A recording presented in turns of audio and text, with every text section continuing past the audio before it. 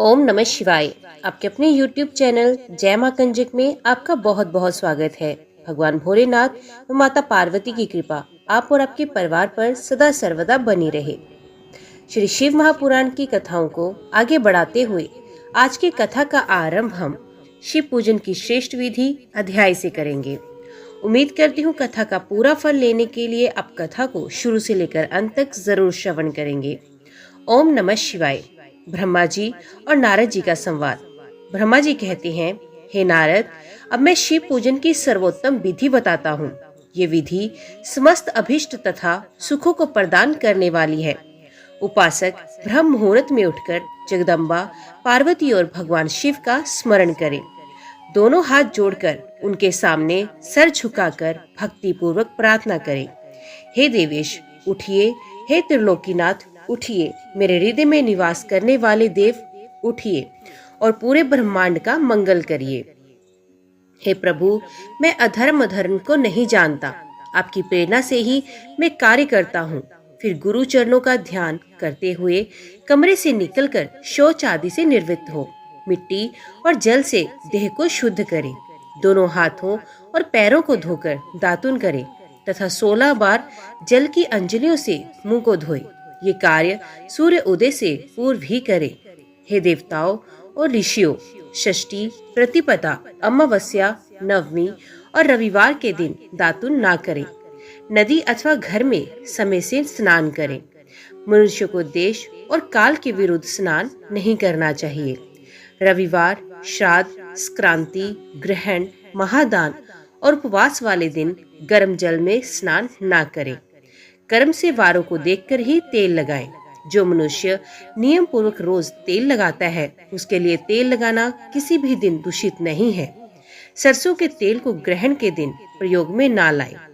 इसके उपरांत स्नान पूर्व या उत्तर की ओर मुख करके करें। स्नान के उपरांत स्वच्छ अर्थात धुले हुए वस्त्र को धारण करें। दूसरों के पहने हुए अथवा रात में सोते समय पहने हुए वस्त्रों को बिना धुले धारण ना करें। स्नान के बाद पितरों एवं देवताओं को प्रसन्न करने हेतु तर्पण करें। उसके बाद धुले हुए वस्त्र धारण करें और आचमन करें। पूजा हेतु स्थान को गोबर आदि से लीपकर शुद्ध करें। वहां लकड़ी के आसन की व्यवस्था करें। ऐसा आसन अभिष्ट फल देने वाला होता है। उस आसन पर बिछाने के लिए मृग अर्थात हिरण की खाल की व्यवस्था करें। उस पर बैठकर भस्म से त्रिपुंड लगाएं। त्रिपुंड से जप तप तथा दान सफल होता है। त्रिपुंड लगाकर रुद्राक्ष को धारण करें। तत्पश्चात मंत्रों का उच्चारण करते हुए आचमन करें। पूजा सामग्री को एकत्रित करें। फिर जल, गंध और अक्षत के पात्र को दाहिने भाग में रखें। फिर गुरु की आज्ञा लेकर और उनका ध्यान करते हुए सब परिवार शिव का पूजन करें। विघ्न विनाशक गणेश जी का बुद्धि सिद्धि सहित पूजन करें। ओम गणपते नमः का जाप करके उन्हें नमस्कार करें तथा क्षमा याचना करें। कार्तिकेय एवं गणेश जी का एक साथ पूजन करें तथा उन्हें बारंबार नमस्कार करें। फिर द्वार पर स्थित लंबोदर नामक द्वारपाल की पूजा करें। तत्पश्चात भगवती देवी की पूजा करें। चंदन, कुमकुम, धूप, दीप और नैवेद्य से शिव का पूजन करें। प्रेम पूर्वक नमस्कार करें।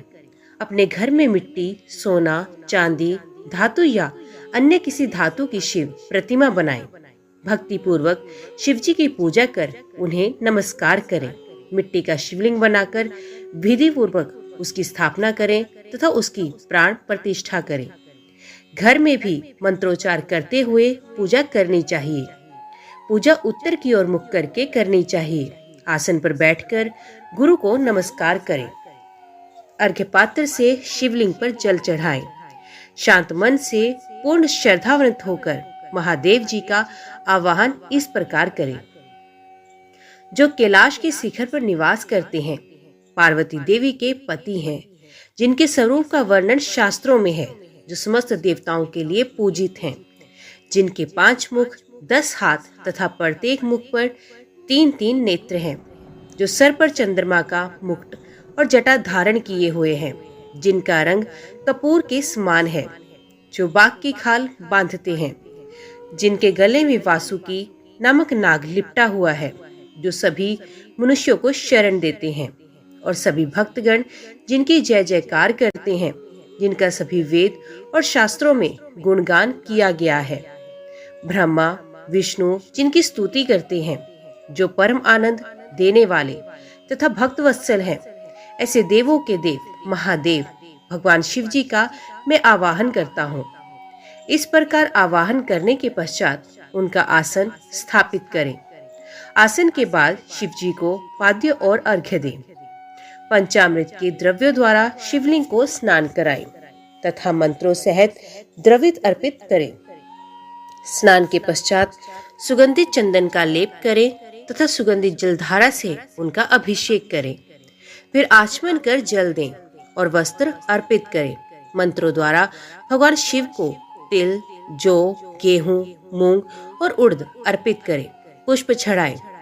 शिव जी के प्रत्येक मुख पर कमल, शतपत्र, शंख पुष्प, कुश पुष्प, धतूरा, मंदार, द्रोण पुष्प, तुलसी दल तथा बेल पत्र चढ़ाकर पराभक्ति से महेश्वर की विशेष पूजा करें।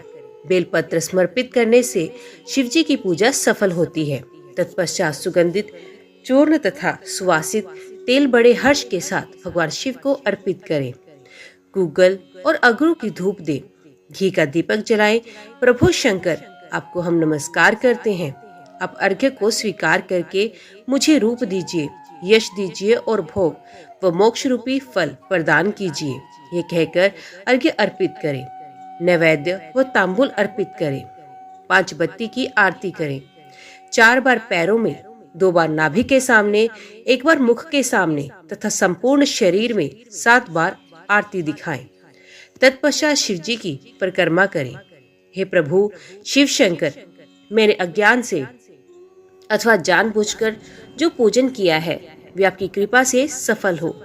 हे भगवान, मेरे प्राण आप में लगे हैं। मेरा मन सदा आपका ही चिंतन करता है। हे गौरीनाथ, भूतनाथ, आप मुझ पर प्रसन्न हो।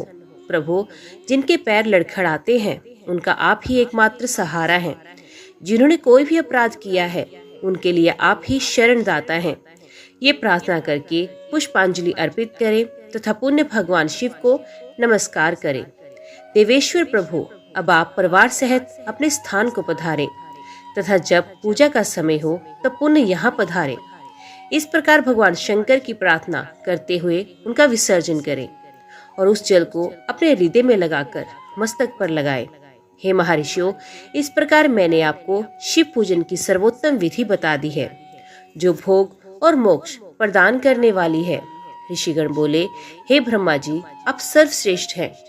आपने हम पर कृपा कर शिव पूजन की सर्वोत्तम विधि का वर्णन हमसे किया, जिसे सुनकर हम सब कृतार्थ हुए। हे महाभाग, अब आप ये बताएं कि भगवान शिव जी की किन किन फूलों से पूजा करनी चाहिए। विभिन्न फूलों से पूजा करने पर क्या क्या फल प्राप्त होता है। सूत जी बोले, हे ऋषियों, यही प्रश्न नारद जी ने ब्रह्मा जी से किया। ब्रह्मा जी ने उन्हें पुष्पों द्वारा शिव जी की पूजा के महात्म्य को बताया। ब्रह्मा जी ने कहा, नारद, लक्ष्मी अर्थात धन की कामना करने वाले मनुष्य को कमल के फूल, बेलपत्र, शतपत्र और शंख पुष्प से भगवान शिव का पूजन करना चाहिए। 1 लाख पुष्पों द्वारा भगवान शिव की पूजा होने पर सभी पापों का नाश होता है और लक्ष्मी की प्राप्ति होती है। 1 लाख फूलों से शिव की पूजा करने से मनुष्य को संपूर्ण अभीष्ट फलों से की प्राप्ति होती है। जिसके मन में कोई कामना ना हो, वे उपासक इस पूजन से शिव स्वरूप हो जाता है।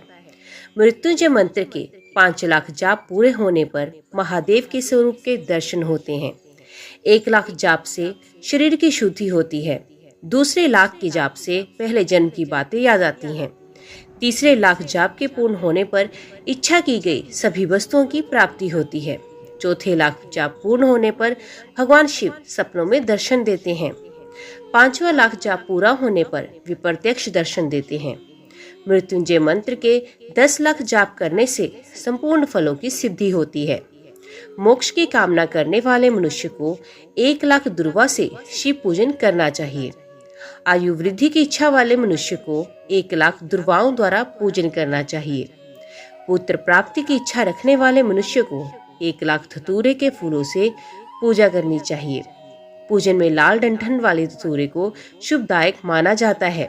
यश प्राप्ति के लिए 1 लाख अगस्त्य के फूलों से पूजा करनी चाहिए। तुलसी दल द्वारा शिवजी की पूजा करने से भोग और मोक्ष की प्राप्ति होती है। अड़हुल के 1 लाख फूलों से पूजा करने पर शत्रुओं की मृत्यु होती है। 1 लाख करवीर के फूलों से पूजन करने से समस्त रोगों का नाश होता है। दोपहरिया के फूलों से पूजन से आभूषण तथा चमेली के फूलों से पूजन करने से वाहन की प्राप्ति होती है।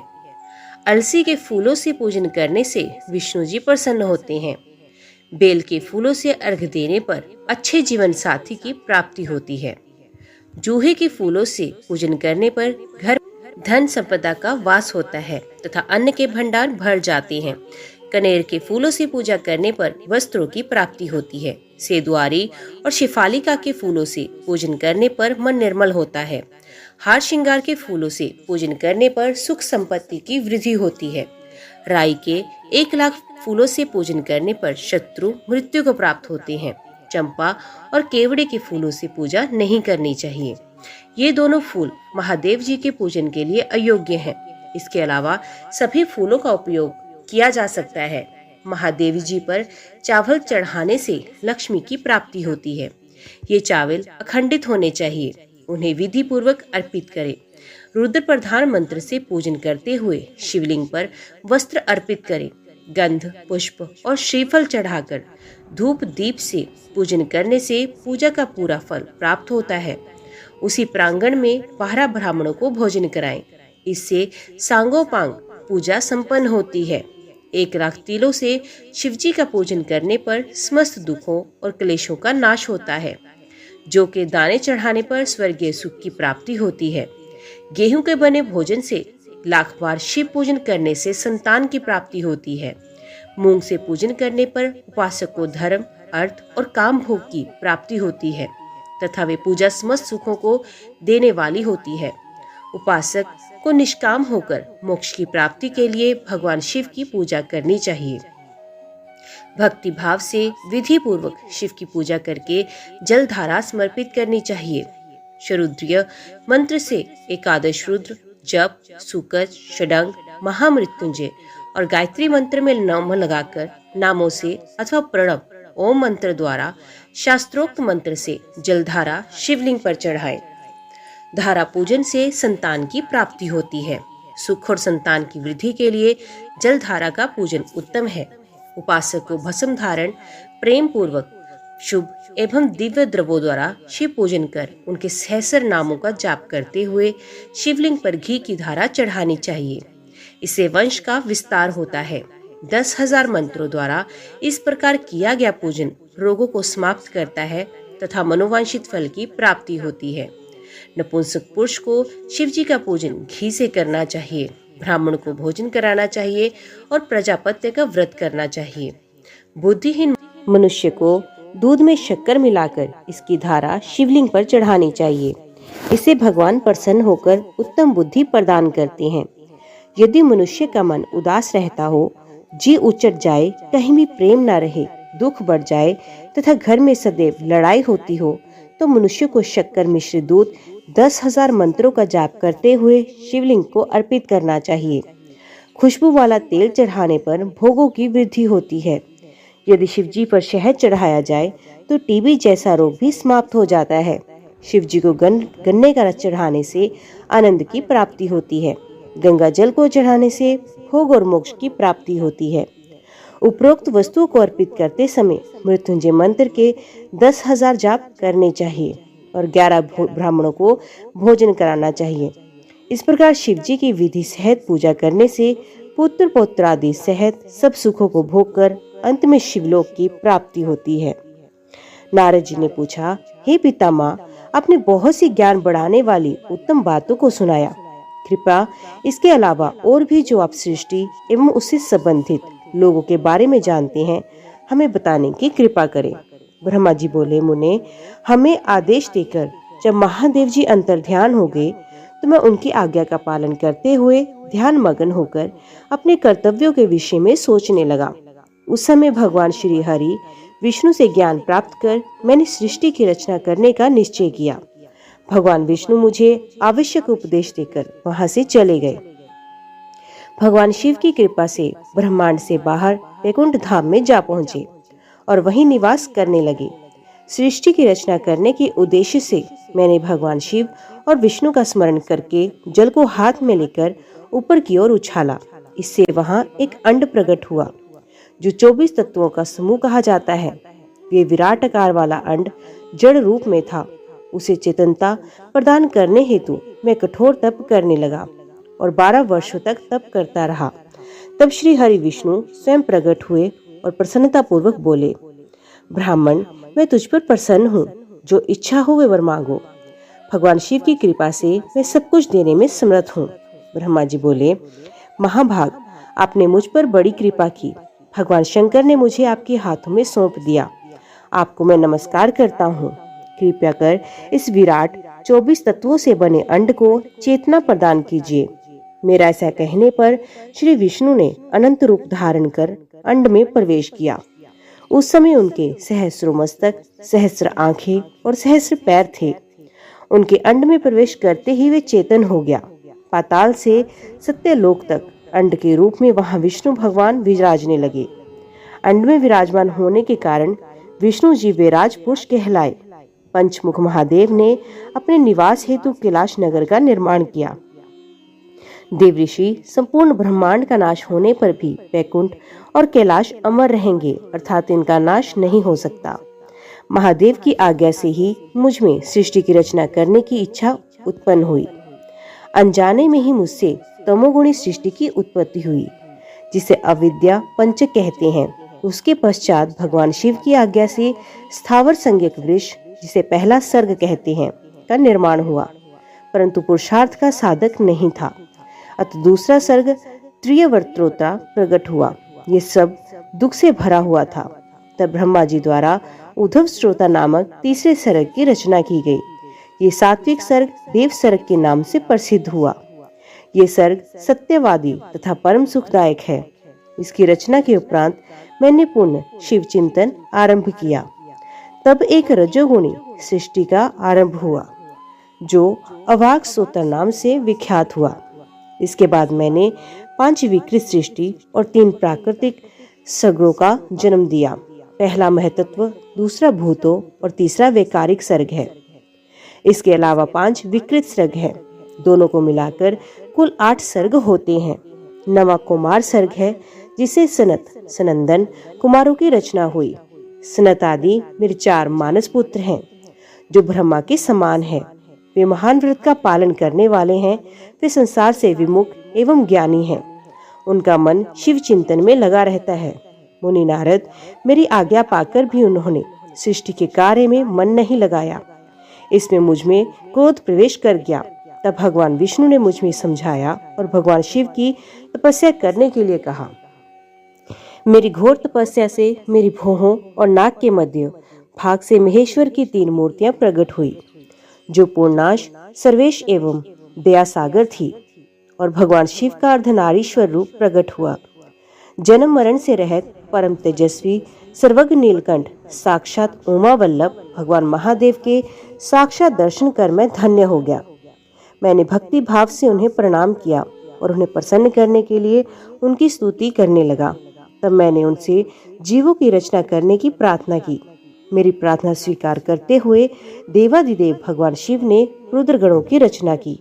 तब मैंने उनसे पुनः कहा, देवेश्वर शिव शंकर, अब आप संसार की मोह माया से लिप्त ऐसे जीवों की रचना करें जो मृत्यु और जन्म के बंधन में बंधे हों। ये सुनकर महादेव जी हंसते हुए कहने लगे, हे ब्रह्मा, मैं जन्म और मृत्यु के भय में लिप्त जीवों की रचना नहीं करूंगा, क्योंकि वे जीव संसार रूपी बंधन में बंधे होने के कारण दुखों से युक्त होंगे। मैं सिर्फ से उनका उद्धार करूंगा, उन्हें परम ज्ञान प्रदान कर उनके ज्ञान का विकास करूंगा। हे प्रजापते, इन जीवों की रचना आप करें। मोह माया के बंधनों में बंधे इस प्रकार के जीवों की सृष्टि करने पर भी आप इस माया में नहीं बंधेंगे। मुझसे इस प्रकार कहकर महादेव शिव शंकर अपने पार्षदों के साथ वहां से अंतर्ध्यान हो गए। ब्रह्मा जी बोले, नारद, शब्द आदि पंचभूतों द्वारा पंचकरण करके उनके स्थूल आकाश, वायु, अग्नि, जल और पृथ्वी, पर्वत, समुद्र, वृक्ष और कला आदि से युगों और कालों की मैंने रचना की तथा और भी कई पदार्थ मैंने बनाए। उत्पत्ति और विनाश वाले पदार्थों का भी मैंने निर्माण किया। परंतु जब इससे भी मुझे संतोष नहीं हुआ तो मैंने माँ अम्बा सहित भगवान शिव का ध्यान करके सृष्टि के अन्य पदार्थों की रचना की और अपने नेत्रों से मरीच को, हृदय से भृगु को, सर से अंगिरा को, कान से मुनिश्रेष्ठ पुलह को, उदान से पुलसत्य को, समान से वशिष्ठ को, अपान से कृतु को, दोनों कानों से अत्रि को, प्राण से दक्ष को और गोद से तुमको, शाय से कर्दम मुनि को उत्पन्न किया। सब साधनाओं के साधन कर्म को भी मैंने अपने संकल्प से प्रकट किया। मुनिश्रेष्ठ, इस तरह साधकों की रचना करके महादेव जी की कृपा से मैंने अपने को कृतार्थ माना। मेरे संकल्प से उत्पन्न धर्म मेरी आज्ञा से मानव का रूप धारण कर साधन में लग गए। इसके उपरांत मैंने अपने शरीर के विभिन्न अंगों से देवता व असुरों के रूप में अनेक पुत्रों की रचना करके उन्हें विभिन्न शरीर प्रदान किए। तत्पश्चात भगवान शिव की प्रेरणा से मैं अपने शरीर के 2 भागों से विभक्त कर 2 रूपों वाला हो गया। मैं आधे शरीर से पुरुष व आधे से नारी हो गया। पुरुष स्वयंभू मनु नाम से प्रसिद्ध हुए एवं उच्च कोटि के साधक कहलाए। नारी रूप से शत्रुपा नाम वाली योगिनी एवं परम तेजस्विनी पुत्री उत्पन्न हुई। मनु ने वैवाहिक विधि से अत्यंत सुंदरी शत्रुपा का पाणी ग्रहण किया और मैथुन द्वारा सृष्टि को उत्पन्न करने लगे। उन्होंने शत्रुपा से प्रियव्रत, तानपाद नामक 2 पुत्र तथा आकुति, देवहूति और परसुति नाम की 3 पुत्रियां प्राप्त की। आकुति का रुचि मुनि से, देवहूति का कर्दम मुनि से तथा परसुति का दक्ष प्रजापति के साथ विवाह कर दिया गया। इनकी संतानों से पूरा जगत चराचर हो गया। रुचि और आकुति के वैवाहिक संबंध में यज्ञ और दक्षिणा नामक स्त्री पुरुष का जोड़ा उत्पन्न हुआ। यज्ञ की दक्षिणा से 12 पुत्र हुए। मुने, कर्दम और देवहूति के संबंध से बहुत सी पुत्रियां पैदा हुई। दक्ष और परसुति से 24 कन्याएं हुई। दक्ष ने 13 कन्याओं का विवाह धर्म से किया। ये 13 कन्याएं श्रद्धा, लक्ष्मी, धृति, तुष्टि, पुष्टि, मेधा, क्रिया, बुद्धि, लज्जा, वसु, शांति, सिद्धि और कीर्ति हैं। अन्य 11 कन्याएं ख्याति, सती, संभूति, स्मृति, प्रीति, क्षमा, सनति, अनुसूया, ऊर्जा, स्वाहा और स्वधा का विवाह भृगु, शिव, मारीचि, अंगिरा, पुलसत्य, पुलह, कृतु, अत्रि, वशिष्ठ, अग्नि और पितर नामक मुनियों से संपन्न हुआ। इनकी संतानों से पूरा त्रिलोक भर गया। अंबिकापति महादेव जी की आज्ञा से बहुत से प्राणी श्रेष्ठ मुनियों के रूप में उत्पन्न हुए। कल्प भेद से दक्ष की 60 कन्याएं हुई। उनमें से 10 कन्याओं का विवाह धर्म से, 27 का चंद्रमा से, 13 कन्याओं का विवाह कश्यप ऋषि से संपन्न हुआ। नारद, उन्होंने 4 कन्याएं अरिष्ट नेमि को ब्याह दी। भृगु, अंगिरा और कुशाव से 2-2 कन्याओं का विवाह कर दिया गया। कश्यप ऋषि की संतानों से संपूर्ण त्रिलोक आलोकित है। देवता ऋषि, दैत्य वृक्ष, पक्षी, पर्वत तथा लताएं आदि कश्यप पत्नियों से पैदा हुए। इस 13 भगवान शंकर की आज्ञा से ब्रह्मा जी ने पूरी सृष्टि की रचना की। सर्वव्यापी शिव जी द्वारा तपस्या के लिए प्रकट देवी, जिन्हें रुद्रदेव ने त्रिशूल के अग्रभाग पर रखकर उनकी रक्षा की, वे सती देवी ही दक्ष से प्रकट हुई थी। उन्होंने भक्ता का उद्धार करने के लिए अनेक लीलाएं की। इस प्रकार देवी शिवा ही सती के रूप में भगवान शंकर की अर्धांगिनी बनी। परंतु अपने पिता के यज्ञ में अपने पति का अपमान देखकर उन्होंने अपने शरीर को यज्ञ की अग्नि में भस्म कर दिया। देवताओं की प्रार्थना पर ही मां सती पार्वती के रूप में प्रकट हुई और कठिन तपस्या करके उन्होंने पुण्य भगवान भोलेनाथ को प्राप्त किया।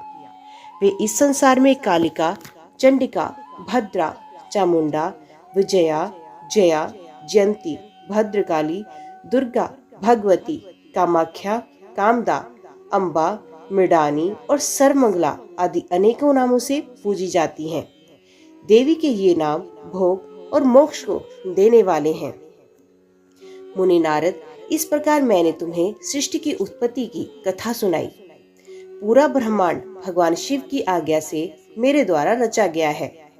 ब्रह्मा, विष्णु और रुद्र आदि तीनों देवता उन्हीं महादेव के अंश हैं। भगवान शिव निर्गुण और सगुण हैं। वे शिवलोक में शिवा के साथ निवास करते हैं। ओम नमः शिवाय। आज की वीडियो में इतना ही। उम्मीद करती हूँ वीडियो आपको पसंद आई होगी। वीडियो पसंद आई हो तो वीडियो को लाइक और चैनल को सब्सक्राइब जरूर कीजिएगा।